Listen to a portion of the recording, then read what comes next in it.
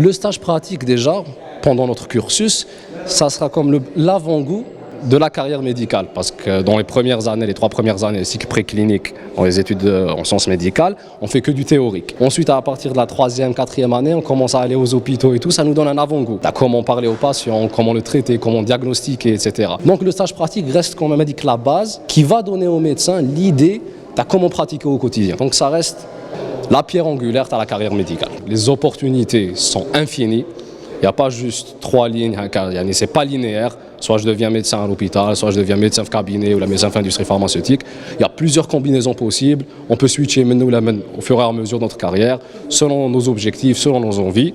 Les soft skills restent autant importantes, voire parfois plus importantes que les hard skills, c'est-à-dire savoir communiquer avec le patient, savoir que mettre en priorité. Je reprends l'idée, les soft skills abdominales sont aussi importantes que les hard skills de la carrière d'un médecin.